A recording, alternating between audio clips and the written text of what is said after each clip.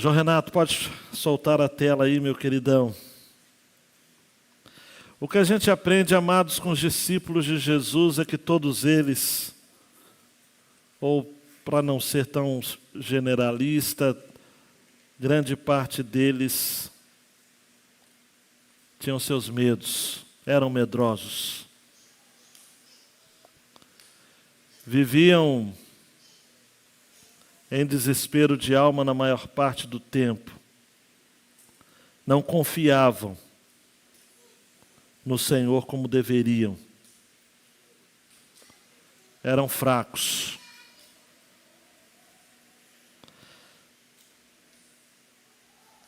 Mas todos tinham um chamado de caminhar com Jesus, perto dele.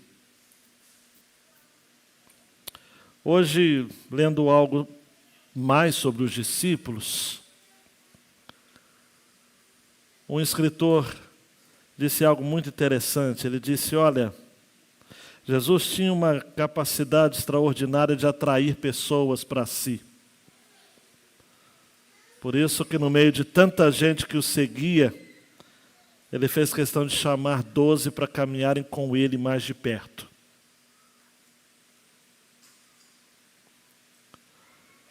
E eram discípulos diferentes entre si. Dá um clique aí só para ver, João Renato, se eu coloquei o texto correto dessa segunda. Dá um clique aí. Não, não é essa, não.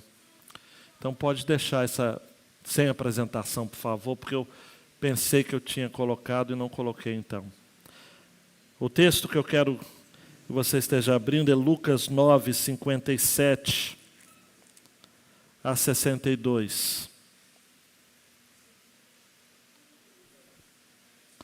Justamente para você pensar junto comigo, de que quando Jesus chama pessoas para caminharem com Ele, Ele espera algo de cada um dos seus discípulos, dos seus seguidores. É incrível como que nós temos uma capacidade extraordinária de tornar mecânico aquilo que é dinâmico. Formalizar algo que é orgânico. Transformar num evento, num padrão, numa organização, aquilo que é processo, é dia a dia. O discipulado, queridão e queridona, não é uma classe que se faz na igreja. Embora popularmente a gente chame os nossos encontros de discipulado, na realidade são programas para ajudá-lo no seu verdadeiro discipulado, que é o dia a dia. Jesus nos chama para segui-lo. E seguir a Jesus implica em um processo de discipulado que exige de cada um 3 coisas. Eu comecei o culto falando de 3 coisas, 3 marcas da igreja: fé operosa, amor dedicado e firme esperança. E agora na mensagem, ainda mais sem a tela, eu espero estar transformando os seus ouvidos em olhos, para você pensar junto comigo em 3 marcas de um discípulo de Jesus. Primeiro, disciplina. Segundo, lealdade. Terceiro, foco. Disciplina, lealdade e foco. Nesse texto, nós vamos ver estas marcas e vamos extrair lições preciosas para nós, lembrando de Judas Tadeu e o seu legado que ele nos deixou, a despeito de a única oportunidade que temos algo dito por ele. Eu compartilhei na mensagem de quinta-feira passada, quando ele, em João 14, chega para Jesus e fala: mas por que, Jesus, que o Senhor não se torna conhecido no mundo inteiro. Porque Jesus fala, vai chegar esse tempo, meu querido. E Judas Tadeu foi um dos responsáveis de fazer com que aquilo que Jesus ensinou chegasse em tantos lugares, em diversos lugares no mundo. Lucas 9, 57 a 62. Enquanto seguiam pelo caminho, alguém disse a Jesus, vou segui-lo para onde quer que o Senhor for. Mas Jesus lhe respondeu, as raposas têm as suas tocas, e as aves do céu têm os seus ninhos, mas o Filho do Homem não tem onde reclinar a cabeça. A outro Jesus disse, siga-me. Mas ele respondeu, Senhor, deixe-me ir primeiro sepultar o meu pai. Mas Jesus insistiu, deixe que os mortos sepultem os seus mortos. Você, porém, vá e anuncie o reino de Deus. Outro lhe disse, Senhor, quero segui-lo, mas permita que antes disso eu me despeça das pessoas da minha casa. Mas Jesus lhe respondeu, ninguém que põe a mão no arado e olha para trás é apto para o reino de Deus. Ah, Deus, por favor, mais uma vez eu te peço, use palavras de um homem para firmar palavras de Deus no coração do teu povo reunido nesta noite, ou acompanhando esta mensagem em qualquer outro momento. Em o nome do Senhor Jesus. Amém e amém.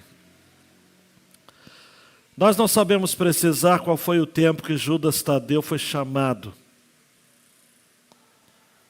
Como foi o encontro de Jesus com ele.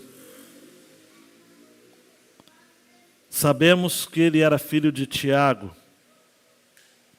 Sabemos que ele permaneceu após a morte do Senhor Jesus com o grupo. Em Atos 1:13, ele está lá. E juntamente com os outros, está lá também nos alicerces da nova cidade, em Apocalipse. A história geral coloca de que na Armênia, que se tornou o primeiro país, a primeira nação a se declarar cristã, a primeira nação a ter o cristianismo como religião oficial, isso no ano 301 depois de Cristo, século IV. Elinho estava pregando em Campinas, na Igreja Batista Central. Terminei de pregar no culto de manhã. Uma senhorinha me abordou na porta com um sotaque diferente e disse, o senhor sabia que a Armênia foi a primeira nação a se oficializar como cristã? E eu sou de lá. Há um orgulho, em alguns casos, no melhor sentido da palavra, uma gratidão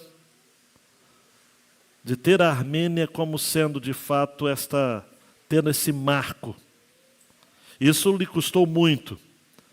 No início do século XX, houve um genocídio por conta de uma invasão do Império Turco, na época chamado Turco Otomano, que causou em 1 ano e meio a morte de cerca de 1,5 milhão a 2 milhões de armênios. Mas a Igreja da Armênia tem no seu registro histórico uma narrativa sobre a tradição pós-bíblica de Judas Tadeu como sendo um dos 5 apóstolos que visitaram aquela região. De Judas Tadeu, então, que o nome Tadeu ou Lebeu tem o mesmo significado, coração. Há quem diga também, buscando uma etimologia mais amiúda, de que Tadeu significa aquele que tem o coração de uma criança. Há quem coloque, então, Judas Tadeu como sendo um dos mais íntimos de Jesus. Historiadores e pesquisadores destacam, então, e tentam reconstruir estas características de Judas. Ele era aquele que dava o melhor de si mesmo. Ele, mesmo que despercebido dos homens, mesmo que anônimo, ele procurava se dedicar ao máximo. Foi fiel, mesmo nos lugares mais humildes. É muito interessante porque é relativamente fácil dar o melhor quando se é o mais destacado. Agora, fazer o melhor quando não se é notado, isso é algo incrível, para poucos até. O simples fato de as pessoas nos observarem os esforços e comentarem sobre o nosso trabalho é um incentivo, para a gente continuar e um encorajamento. A Judas Tadeu viveu aquilo que para muitos é desalentador. Ele deu o melhor quando ninguém o notou, quando ninguém o fazia objeto de observação, de atenção ou de louvor. Por isso que um historiador do passado vai dizer de que esse procedimento de Judas Tadeu é o maior triunfo e a maior proeza de fidelidade. Alguém fez questão de fazer uma oração, ou de escrever uma oração, que eu julgo ser muito oportuna para citar a vocês. A oração é esta: que Deus nos dê o espírito de Judas Tadeu. Não alcançaremos grande fama, tampouco nossos nomes figurarão na história, mas a despeito de tudo isso, que tenhamos feito o nosso melhor. Quer os homens nos louvem, quer nos ignorem, peçamos a graça de humildemente empreendermos o melhor de nós, para que sobre nossos ouvidos recaia o doce reconhecimento de quem de fato importa, o de Jesus, dizendo muito bem: servo bom e fiel, sobre o pouco foste fiel, sobre o muito te colocarei, entra no gozo do teu Senhor. Esse texto de Lucas é paradigmático, é modelo, porque fala dessas 3 marcas, como eu já lhes disse. Fala da disciplina ou resiliência, da lealdade, e fala de se ter um foco acima da média, priorizando de fato as coisas do Senhor que nos chama. Versículo 57 fala de que enquanto seguiam pelo caminho, e aí nessa moldura, enquanto seguiam pelo caminho, Lucas registra e faz alguns destaques aqui, junto com Mateus também, que coloca a mesma passagem no capítulo 8, versos 19 a 22. Primeira marca de um discípulo de Jesus é a sua resiliência, a sua disciplina. Está em moda falar de resiliência, não é? Que é aquela capacidade de resistir severas adversidades, mantendo-se firme até o fim, custe o que custar. Alguém chega para Jesus e diz, versículo 57, vou segui-lo para onde quer que o Senhor for. Me parece algo muito precipitado, mas tem muita gente que é assim até nos nossos dias. Nós nem sabemos para onde o Senhor quer que estejamos indo, mas eu já quero dizer que eu vou. Era esse cidadão aqui. Vou segui-lo para onde quer que o Senhor for. E Jesus então descobre naquele coração algo que precisava de um ajuste. Por isso Jesus vai usar categorias muito comuns, muito simples, da natureza mesmo. Olha, as raposas têm suas tocas, as aves do céu têm os seus ninhos, mas o Filho do Homem não tem onde reclinar a cabeça. Em outras palavras, Jesus está dizendo o seguinte: você está disposto a me seguir de fato aonde quer que eu for, mesmo que o lugar que eu for não tenha paradeiro, não tenha conforto algum? Você vai permanecer firme?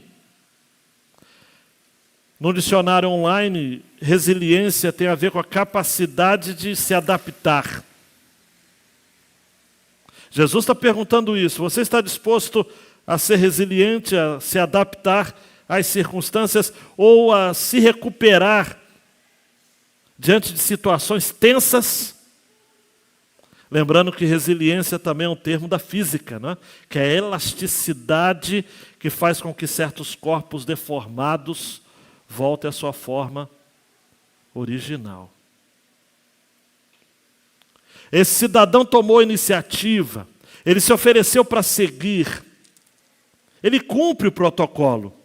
Vou segui-lo. E vou segui-lo para onde o Senhor for. Aonde quer que fores. É que esse cidadão não conhecia o cantor cristão, senão cantaria: se eu tiver Jesus ao lado e por ele auxiliado, se por ele for mandado, a qualquer lugar irei. Ele é intenso, ele é passional, ele é até exagerado. Mas não se questiona que toda essa energia não estava bem canalizada. Ele precisava parar para refletir. Será que eu estou disposto a viver sem ter um lugar onde eu possa descansar? Em outras palavras, e pegando carona no termo hebraico, shalom, será que eu estou disposto para fazer de Jesus o meu shalom, o meu descanso? Mesmo que ele não me leve a um lugar de descanso, eu estou disposto a segui-lo como ele sendo o meu próprio descanso? Certamente, queridão e queridona, preste atenção, esse cidadão via multidões, via os milagres, acompanhava pessoas seguindo Jesus com entusiasmo. Isso parecia bonito. Parecia que o centro de toda a atividade da vida com Jesus, do serviço a Jesus, era aquele frenesi todo. Era toda aquela agitação. Quem sabe, irmã Elma, esse cidadão queria sair da rotina. Por isso que ele fala: lhe seguirei por onde quer que o Senhor for. Estou cansado dessa mesma vida. Estou cansado dessa vida de Gabriela. Estou cansado dessa vida de isolamento, de distanciamento, de passividade. Eu quero viver altas emoções. Eu quero segui-lo por onde o Senhor for. Mas só que um comentarista disse de que esse jovem, ou esse cidadão, precisava entender as implicações do discipulado. E algumas dessas implicações é negar-se a si mesmo, é tomar a sua cruz, é morrer, é se sacrificar, é sofrer. Quando se segue a Jesus, queridão e queridona, não se pode acomodar conforto e benefícios pessoais. Por isso que Jesus fala de tocas e de ninhos. Ele está falando de conforto, de lugar na esfera material. Jesus identificou essa mesma situação no coração daquele que é chamado jovem rico, em Lucas 18. Quando Jesus diz para ele: uma coisa te falta, vende tudo o que tem, dá o dinheiro aos pobres e você terá um tesouro nos céus, e depois venha e siga-me. E o texto vai dizer que ele ficou muito triste, aquele jovem, porque ele era riquíssimo. Erivelto, queridos e queridas, seguir a Jesus é poder dizer como o salmista, no Salmo 84:3, o pardal encontrou casa e a andorinha ninho para si, onde acolhe os seus filhotes, perto dos teus altares, Senhor dos exércitos, Rei meu e Deus meu. Jesus disse que esses animais, as raposas e as aves do céu, têm os seus lugares, as suas moradas, preste atenção, onde poderiam regressar sempre. Mas quem segue a Jesus nem sempre volta para o seu lugar aqui na terra. Muitas vezes nem tem lugar para voltar.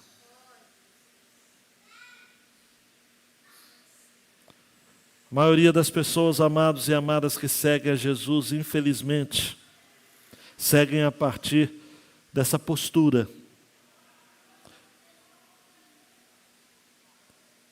Muito apaixonada,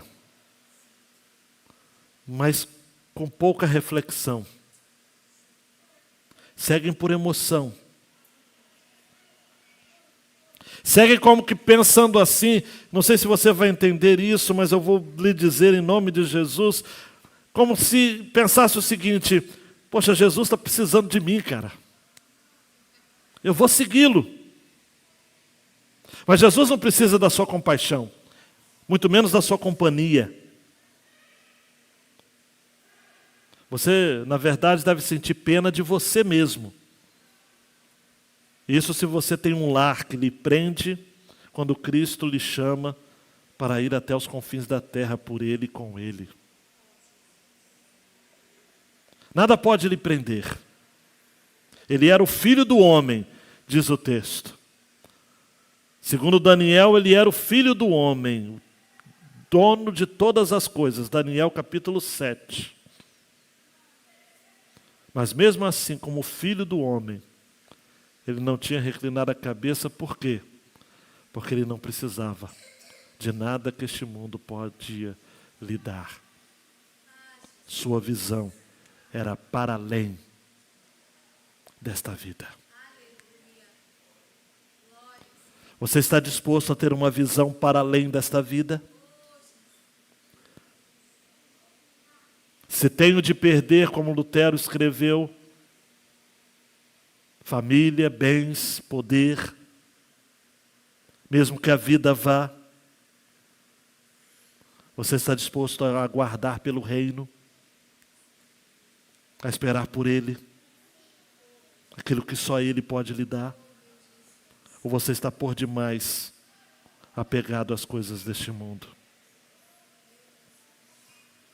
Resiliência. A segunda marca do discípulo de Jesus é a decisão. A outro, no versículo 59, Jesus disse: siga-me. Esse Jesus toma a iniciativa. Jesus o vê e diz: siga-me.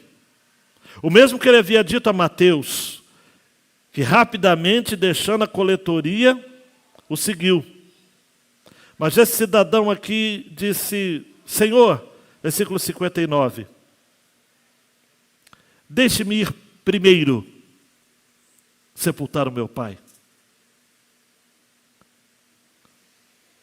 Tudo leva a crer, Marcos Giovanni, que o pai desse cidadão não estava morto ainda. Jesus em nenhum momento iria ser contra um judeu, um homem que seja, cumprir todos aqueles ritos relacionados ao compromisso de sepultar o seu ente querido. Na verdade, preste atenção, esse cidadão estava projetando para o futuro, dizendo o seguinte: deixa o meu pai falecer primeiro e aí eu vou sepultá-lo. Ele estava, na verdade, colocando uma outra proposta à frente da proposta mais relevante, mais decisiva na vida. Ele estava em dúvida se de fato seguir a Jesus valia a pena ele se concentrar no presente. Seguir a Jesus não é algo para o ali e o além, é para o aqui e o agora. Seguir a Jesus, para com isso de quando eu me formar, não. Ou quando eu me aposentar, muito menos. Seguir a Jesus é uma decisão para hoje. Por isso que Jesus disse no versículo 60, deixe que os mortos sepultem os seus mortos, você, porém, vai e anuncia o reino de Deus. O que Jesus está querendo dizer aqui, preste atenção, é que eu e você temos uma missão só, anunciar o reino de Deus. Na oração dominical, Jesus nos ensina, e fica claro para a gente lá em Mateus: venha o teu reino. Mateus capítulo 6. Quando Jesus chamou os primeiros discípulos, em Mateus capítulo 4, a partir do 19, ele diz: olha, venham comigo e eu os farei pescadores de gente. Jesus pega a profissão daqueles homens pescadores, obviamente de peixes, e diz: olha, vocês vão ter agora um material muito mais precioso. Eu vou transcender, eu vou levar vocês para além. Ao invés de peixes, homens. Ao invés de peixes, homens. Jesus quer mexer com a sua vida.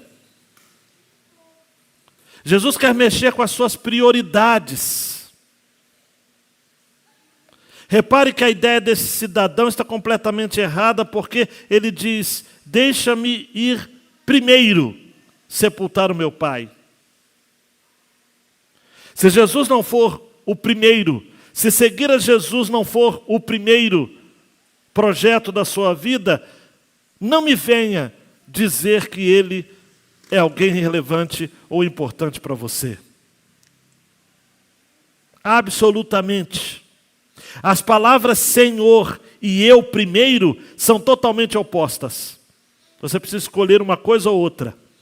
Esse cidadão colocou numa mesma frase duas verdades que não podem caminhar juntas. Senhor, deixa-me ir primeiro sepultar o meu pai. Não, não. Ele precisa ser o primeiro.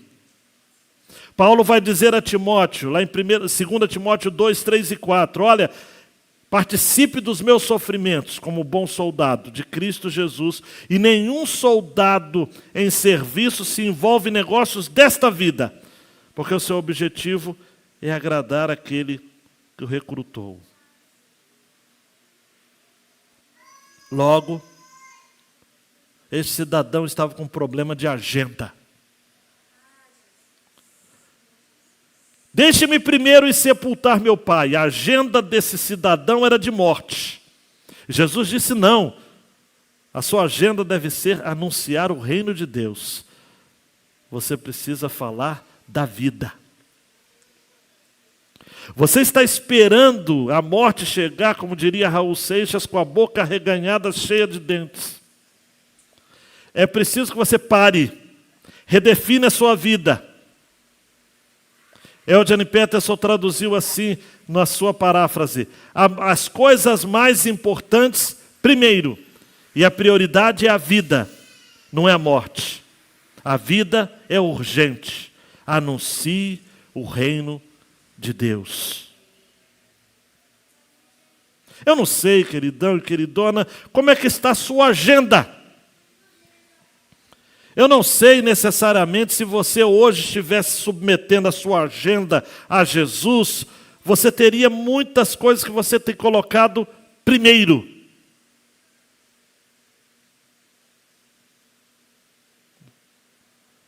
Não dá. Não dá para esperar o pai morrer para providenciar um funeral, para só daí seguir a Jesus.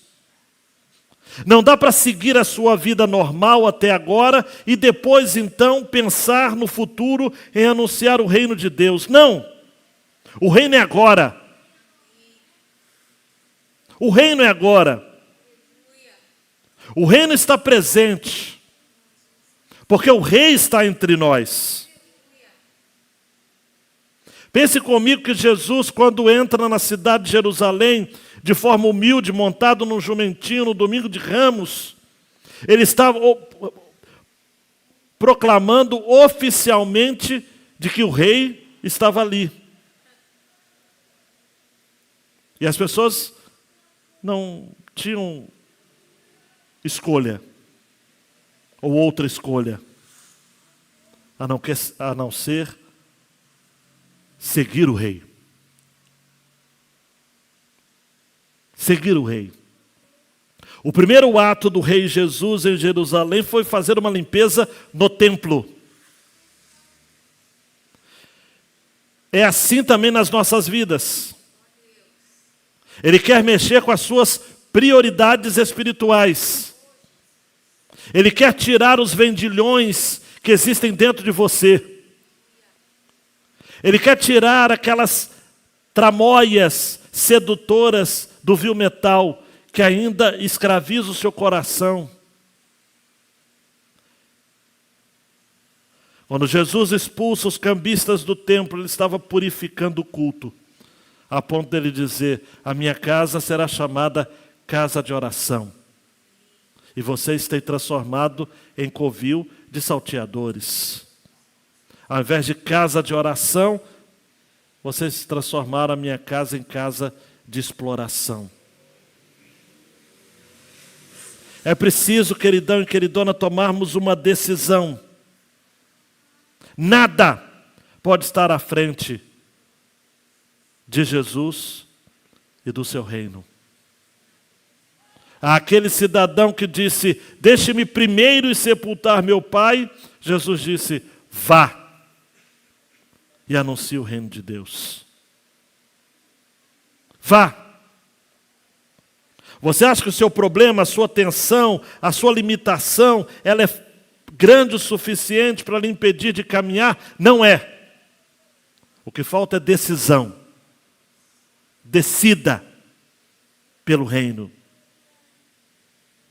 Não é à toa que Jesus nos ensina lá em Mateus 6,33, buscar em primeiro lugar o reino de Deus. E a sua e as demais coisas serão acrescentadas. Você vai continuar sepultando o seu pai, seus entes queridos, mas você não vai fazer isso primeiro. Primeiro você vai anunciar o reino. As demais coisas, a lealdade à sua família não pode estar em primeiro plano do que a lealdade ao reino.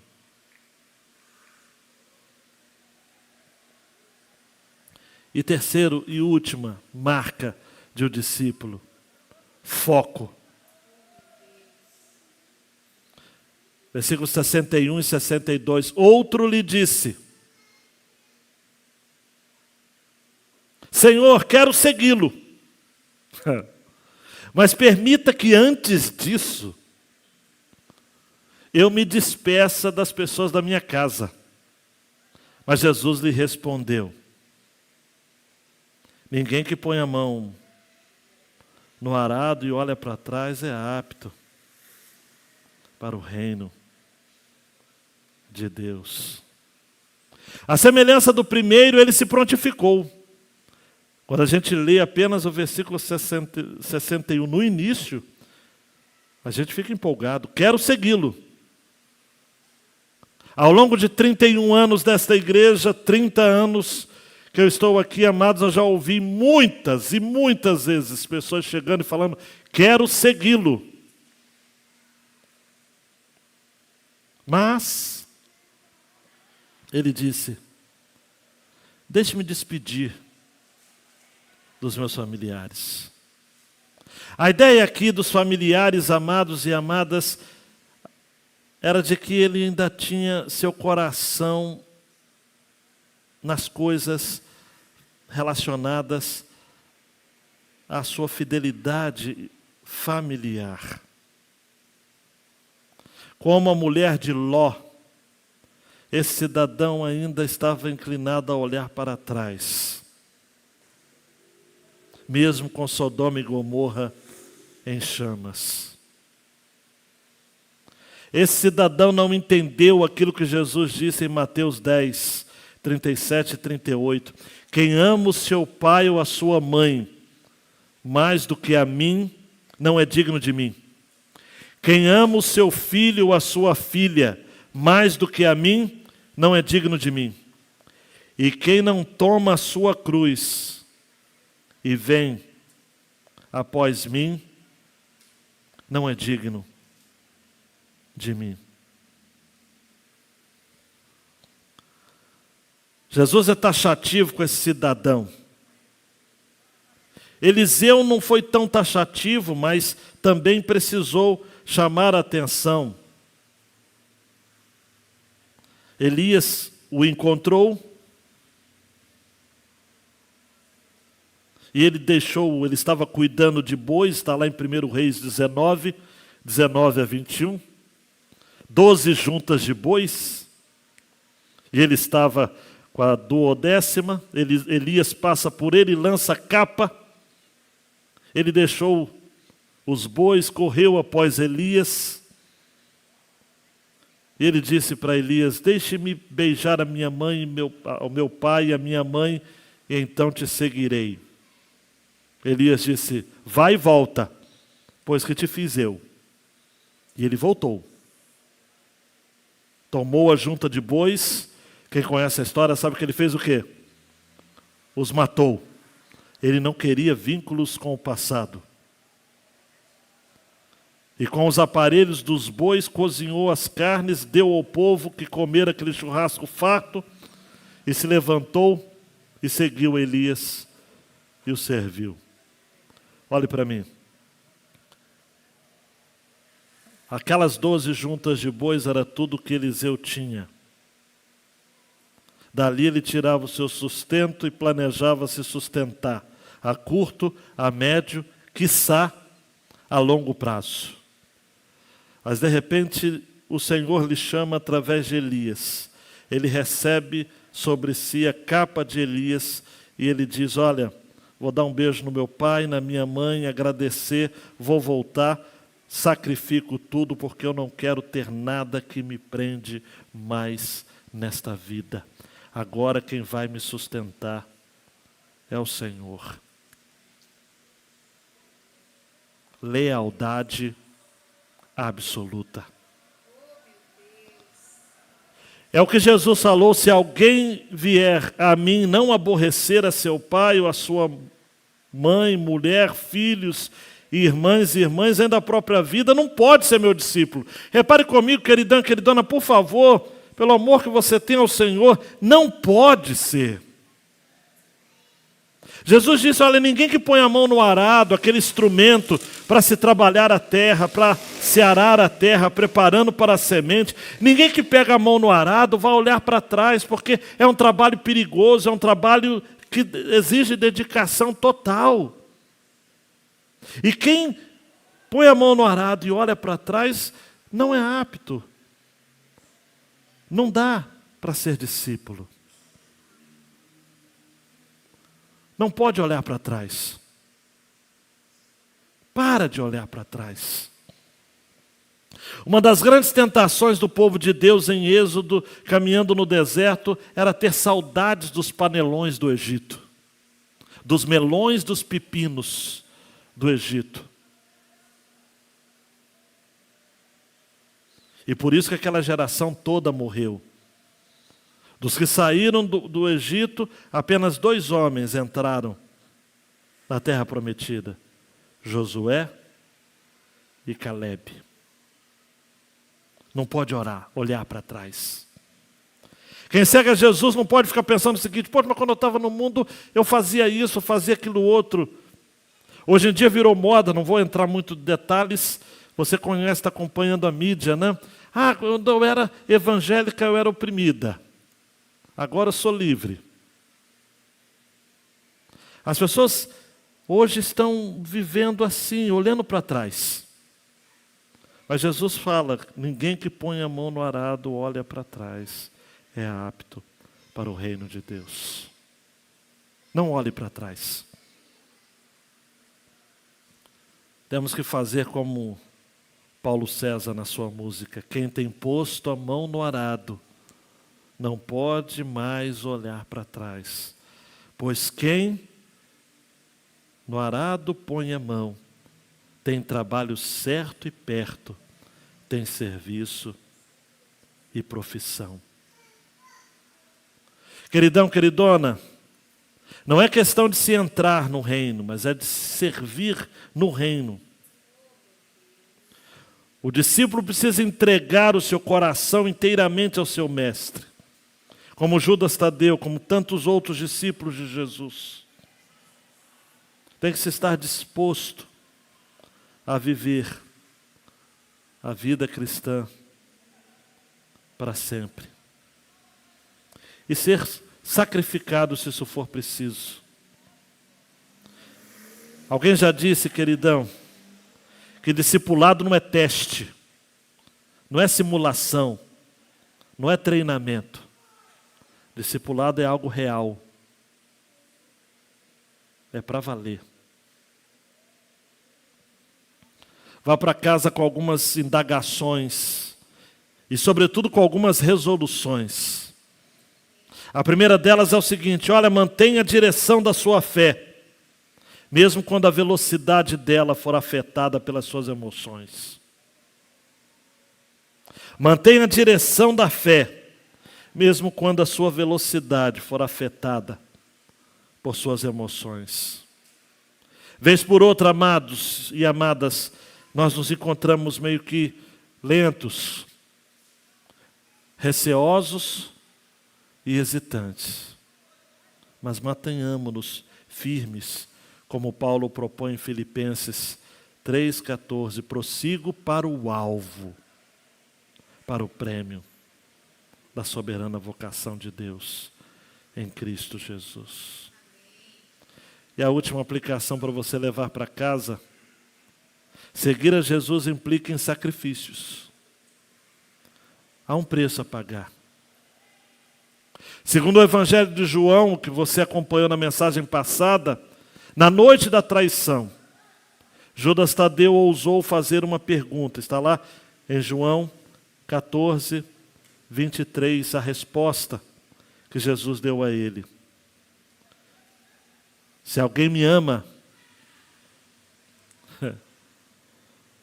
guardará a minha palavra, e o Pai o amará, e viremos para ele, e faremos nele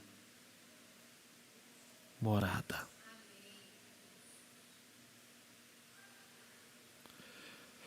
Quem é discípulo de Jesus, queridão e queridona, ama Jesus mais do que a sua família, mais do que a própria vida.